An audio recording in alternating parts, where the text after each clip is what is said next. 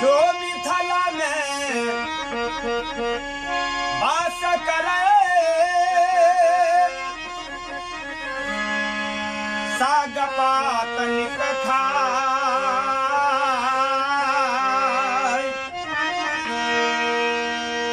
ताहि अभागनी को निरखे ब्रह्मादि ललचाय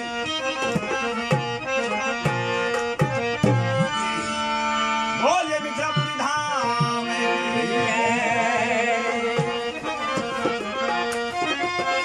अरे मिथिला के धरती महान भ गेलै मिथिला के धरती महान भ गेलै जखन सीता जी के स्वामी श्री राम भागलै सीता जी के स्वामी श्री राम भागलै जखन सीता जी के स्वामी श्री राम भागलै जखन सीता जी के स्वामी श्री राम भागलै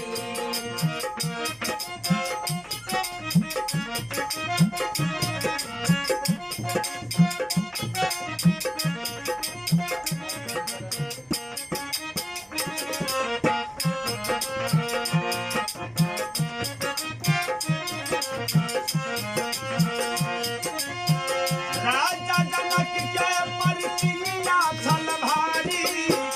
धनुष रखल सिंह अवधर बिहारी राजा जनक के प्रतिक्रिया छल भारी धनुष तोड़ल की नैया बंधा बिहारी राजा जनक के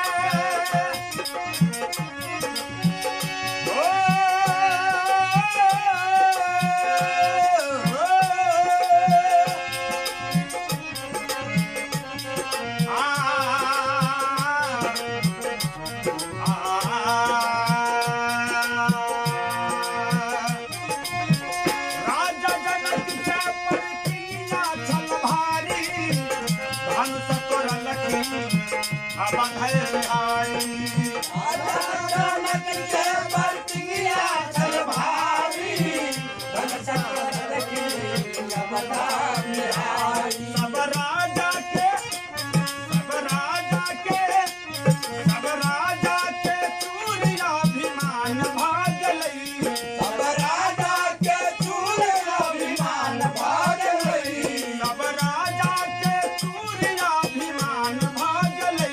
सब राजा के चूड़ियाभिमान भागलै जखन सीता जी के स्वामी श्री राम भागलै जखन सीता जी के स्वामी श्री राम भागलै जखन सीता जी के स्वामी श्री राम भागलै जखन सीता जी के स्वामी श्री राम भागलै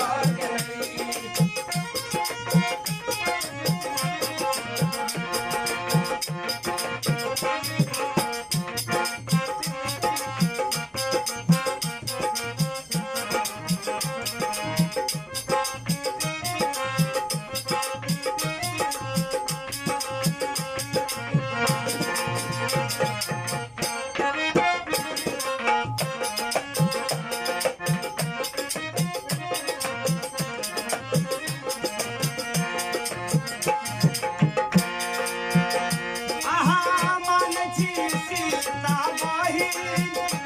राम बन के जमाए पिया थे भागल की सीता बाई राम बन के जमाए आहा मांगे छी सीता बाही बाही राम बन के जमाए पिया थे भागल की सीता बाई राम बन के जमाए लभिया बिना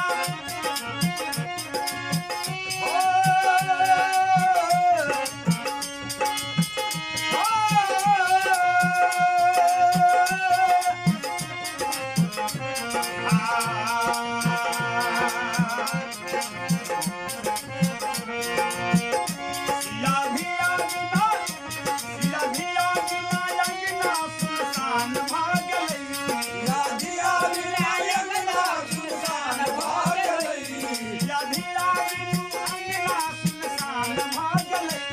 राधिया विनायकना सुसान भागलई जखन सीता जी के स्वामी श्री राम भागलई जखन सीता जी के स्वामी श्री राम भागलई मिथिला के धरती महान भागलई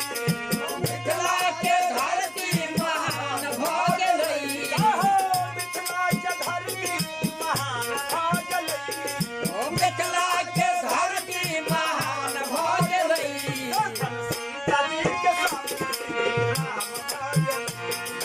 सीता जी के स्वामी श्री राम भागलई जखन सीता जी